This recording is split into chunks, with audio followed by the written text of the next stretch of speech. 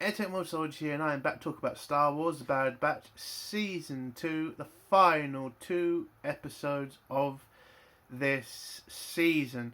I thought these 2 episodes were great. We're getting more information about the Empire. I like the fact we're seeing more of the Empire in this episode. I love the cameos, especially one surprising cameo, which I did not think we were going to get. These 2 episodes were great, and it's very surprising because we've been in and out of bad episodes recently. But yeah, as a whole, this final is better than the season final of last season. Overwhelmingly better.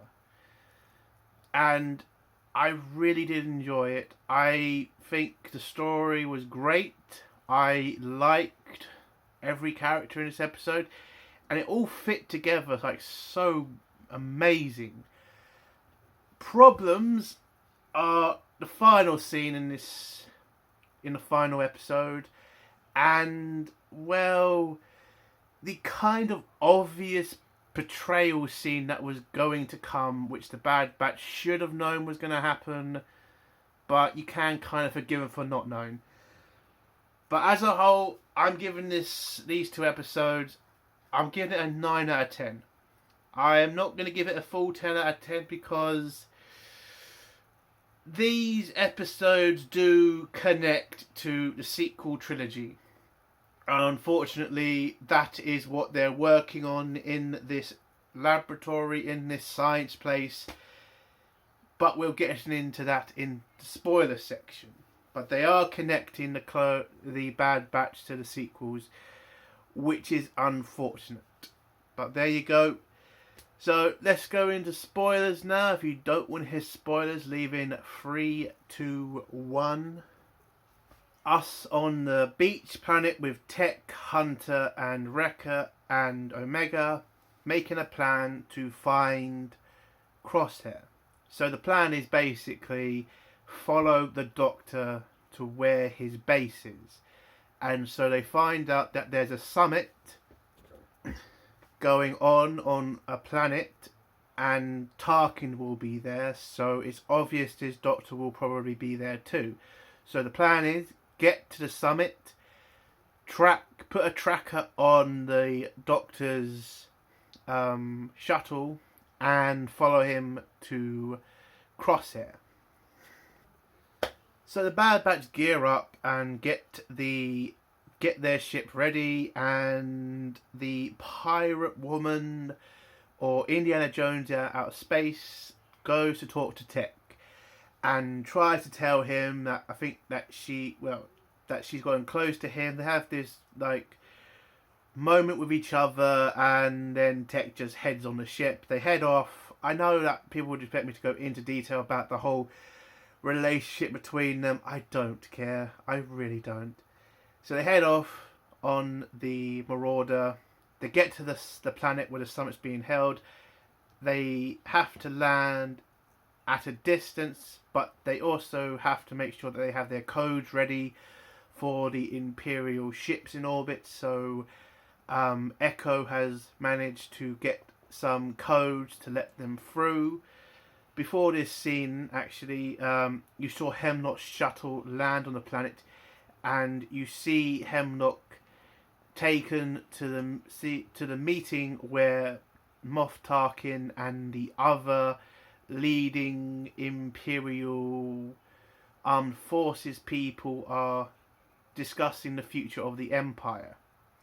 So I also liked in this scene. Well, one of the things I liked in this scene was seeing the Coruscant Guard have been removed and replaced with Stormtrooper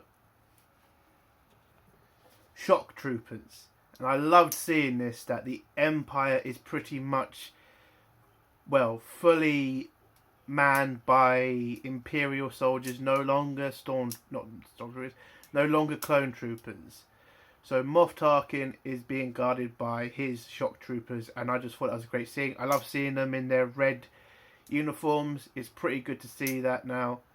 So I thought it was a great thing to add to this episode. But also in this meeting was a very surprising cameo. And I'm not talking about the major or one of the officers, other officers in the meeting. I'm talking about the cameo from the science officer, who is Orson Krennic. Krennic is in the meeting, and I thought that was a surprising cameo because it would make sense that he would be involved with any future plans for the Empire because of what he's working on. And Tarkin does bring up Operation Stardust in this episode. So I thought that was very interesting to bring in this episode. It is kind of good seeing Krennic. I did like him in Rogue One. I kind of think he was underused as a bad guy. But that's what Disney decided to do, and we all know how stupid Disney are. So, but in this meeting, they're talking about the future of the Empire and how they need to focus on taking away people's individuality, and they need to start kind of focusing people on the betterment of the Empire. So that is what Tarkin wants to do. Focus everybody's attention on building a strong empire and to not be not on themselves, basically.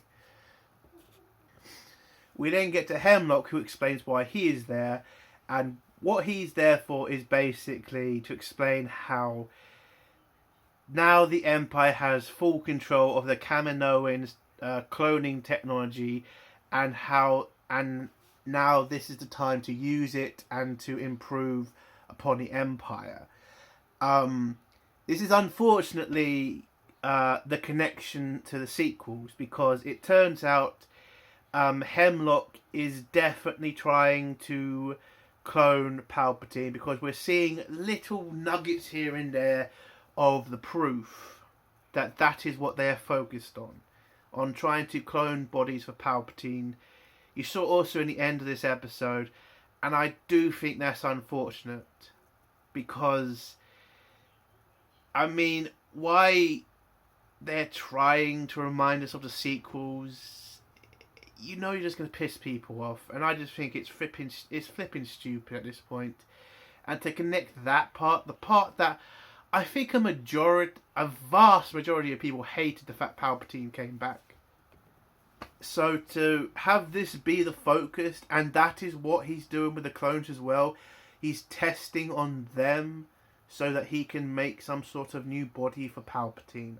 At least that's what I've picked up in this episode. And Tarkin brings up the fact that he's asked for a lot of funding, which is apparently one of the reasons they couldn't keep up with the clone army, which I kind of think was a bit ridiculous, but fine. So he's costing a lot of money. One of the other officers in the meeting brings up the fact that what they're doing to the clones is stupid, and how dangerous this could be for the Empire if they start pissing off the clone army and the clone army rebel against them. That could be a massive risk to the Empire, which is what I've been saying the entire fucking show. Again, I am still fucking annoyed that the Empire has done this. I mean, that is your army you're trying to piss off. You haven't even fully replaced them. I mean, yes, in this episode, it does look like they have fully replaced a lot of the clones. But still, that's a lot of military personnel you are trying to piss off. That could be a formidable army that could take you on. So I think that's a bit ridiculous. And I'll give the episode credit, because one of the officers around in this meeting also brings that up. How dangerous this is. How they do owe a debt to the clones. And Tarkin just says, no, we don't need to worry about that. We'll just deal with the problem if it ever arises. And we need to focus on building up the Empire, and we need to focus on basically making Palpatine a clone. So, whilst this meeting continues going on, the Bad Batch arrive at the planet, send the correct passcodes to the Venators over the planet, They land a secure location. They manage to sneak into the summit's base, and it turns out that the Bad Batch had also decided to stop using stun and kill a couple of stormtroopers. And I think this is a good thing, because it was getting ridiculous how many times they were using stun. Now I get why they're using stun against the clones, because they are their brothers, and I think it does make more sense that they're not using stun on stormtroopers, because they're not family. So I get that, but still, those clones were still trying to kill you. So, but it doesn't really matter. They get into the base. They get Omega to try to sneak through the landing bay to stick the tracker on Hemlock's shuttle. Some of the some of the Bad Batch split up, and Echo heads to the main part of the base to secure the computer area, so he can download information and cut and turn off most of the cameras, so Omega can get through the landing bay. He gets there, he turns off the computer, he turns off the security system of the base. Most of the computers go down, and Omega manages to sneak through and put a tracker on the shuttle. Tech and Hunter are also looking around the base, and they bump into a group of terrorists. And who do you think these two terrorists are? It turns out to be Saw Gerrera. So Saw Gerrera is still fighting the Empire, and he's decided to attack this facility to knock out the hierarchy of the Imperial military. And when Tech and Hunter pretty much have to tell him that he can't do that because that will fuck up their plan, Saw doesn't really give a shit, and they're then interrupted by Imperials, and they have a firefight with them.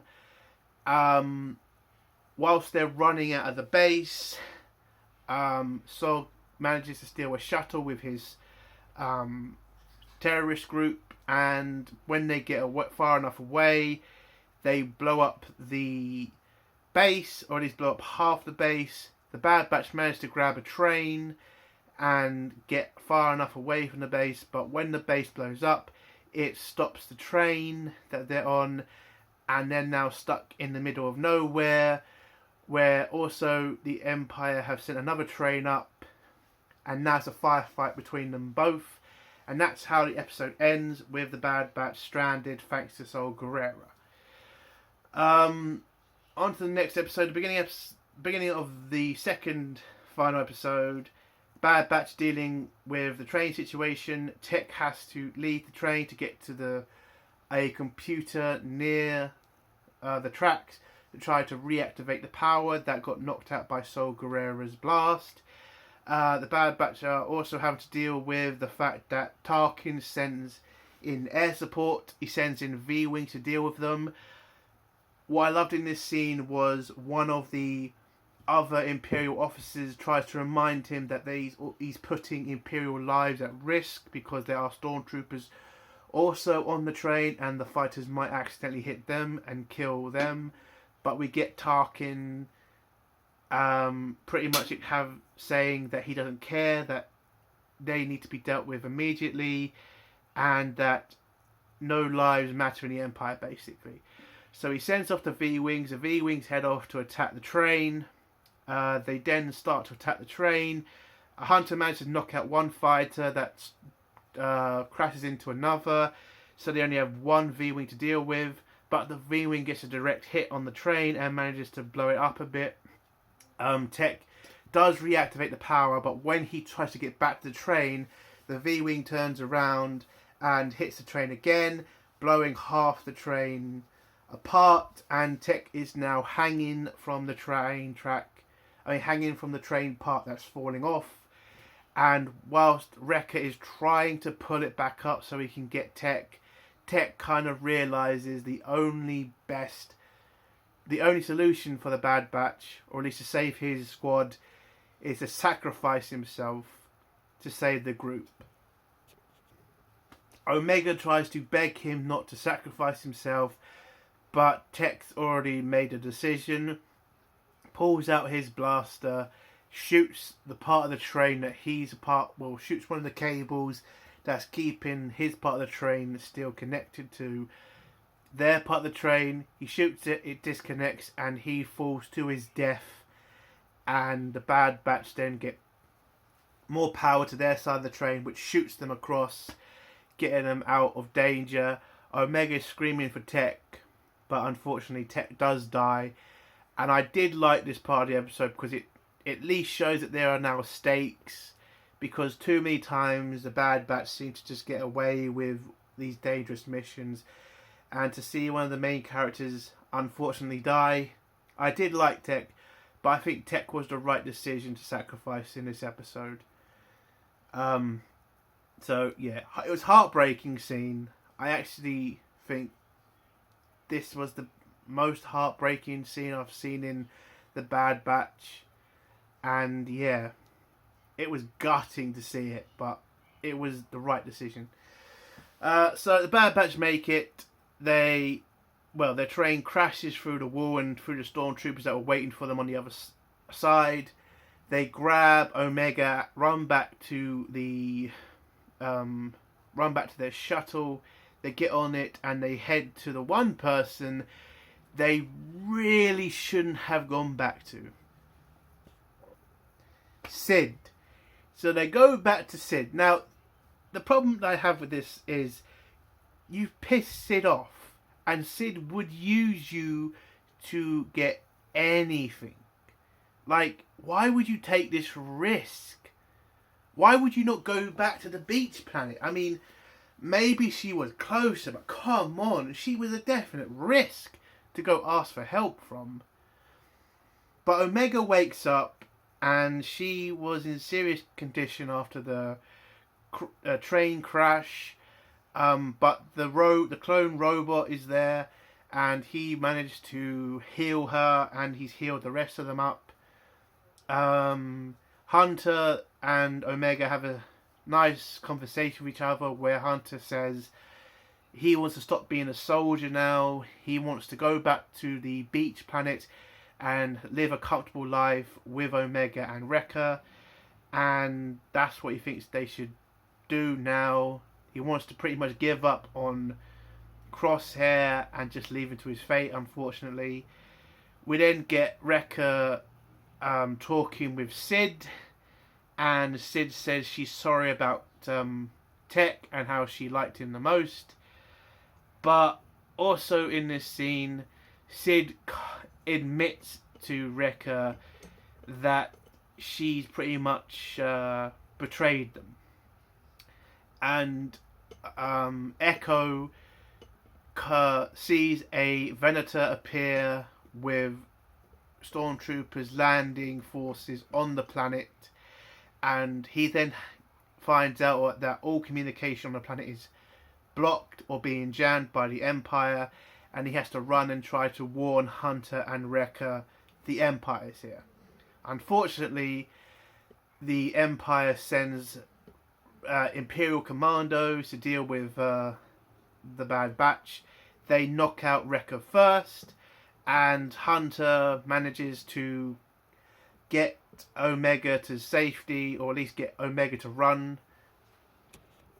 Hunter then deals with what's left of, he managed to blow open the door, killing 2 Imperial commandos, but as soon as he enters the main hall of the bar, he pretty much sees there's a shitload of Imperial commandos and Hemlock himself.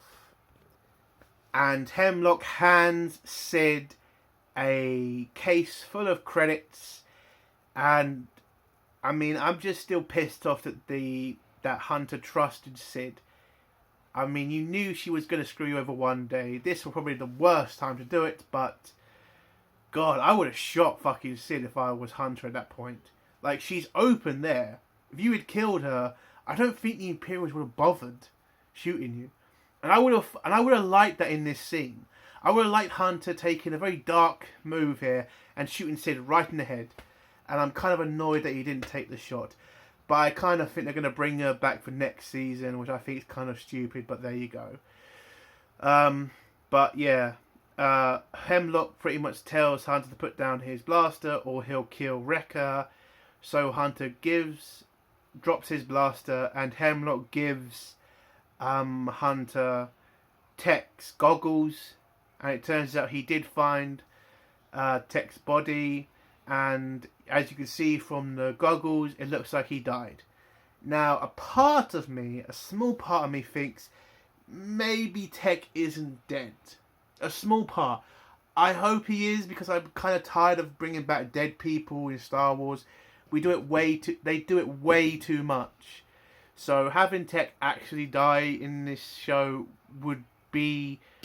I think they should just leave it at that. Tech had his time, he's died. Don't be like doing this whole stupid he's not really dead shit. But yeah, he hands over the goggles. Hunter sees that they're his. Hemlock takes Hunter and Wrecker back. Well, tries to take them back to his shuttle.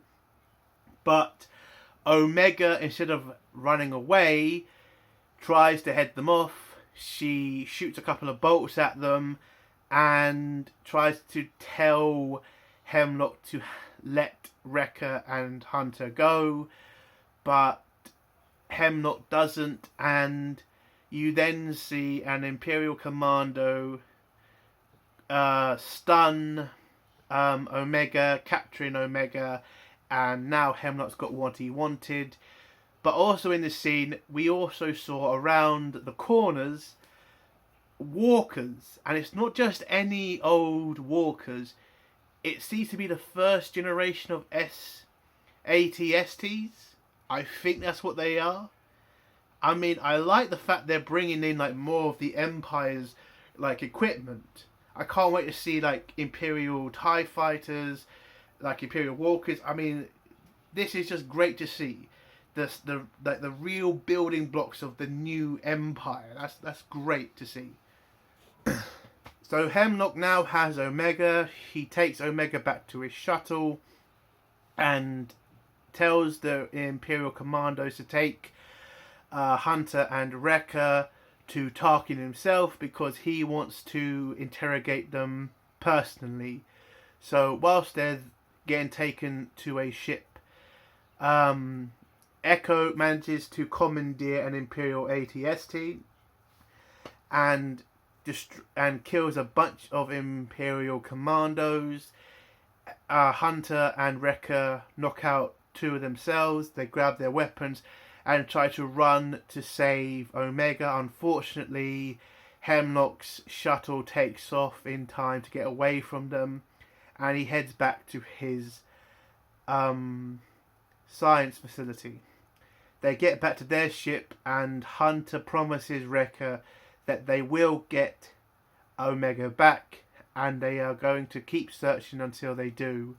And that's how their story ends in this episode. The last scene is Hemlock arriving on his base, where you see Nala Se being taken to see Omega. Omega gets taken to get her injuries sorted, get her injuries looked at, and before we get to the end, you see Hemlock tell Nala Se that she either works for the Empire or they'll kill Omega, and that she now needs to focus on building the clone of Palpatine. Again, that is what they are doing with this episode. It is the Emperor's clone. So that's what she now has to work on, and she tries to tell Hemlock it's never going to work, but Hemlock just dismisses it and says, well, you better make it work or Omega will die. So the last scene is Omega being taken to a medical facility to have her wounds checked. She sees Crosshair and tries to go over to wake him up to talk to him, but he's still unconscious from all the torture he suffered. And then we get the stupid scene in this episode where we find out the doctor that's been helping Hemlock Well, it turns out she's a clone of Omega, an older clone. And, well, she tells Omega that she's her sister because she's also a clone. And that's how the episode ends. Now, I think that's pretty dumb because we're getting way too many fucking clones now. I mean, it used to be just Jango Fett clones. Now we're getting Jango Fett clones. Now also Omega clones. It's getting kind of ridiculous. So I thought that was kind of a stupid scene to have. But maybe they'll explain next season what that's about. Hopefully. So it is a 9 out of 10 from me. I think the cameos were great. I like the battle scenes. I love the story. And I love the fact they took chances in this episode. Especially killing off a main character. That's a pretty ballsy move. Especially for Disney. And especially nowadays. So yeah, 9 out of 10. Good final episodes. Now I kind of want to take this moment to do a kind of review of the whole season. I think the season as a whole, it is the weakest of the two. I think season 1 had more good episodes. I do think the final episodes in this season are better than the last seasons, but overall season 1 had the better episodes and season 2 had too much filler, in my opinion. So the future of the Bad Batch, I'm not really too sure. It will definitely get a season 3. There's no reason it wouldn't. I think enough people watch it, so there's not really any problem I see with making a season 3. And the unfortunate part of this is they are definitely connecting more and more to the sequels, which is definitely unfortunate, but that's where we are right now, unfortunately. So yeah, I think season 2 is the weakest season as a whole, but final episode was good. And that's the end of my video. If you like this video, give it a like. If you dislike this video, give it a dislike. And if you like my content, do think about subscribing. And take more told ya. Bye.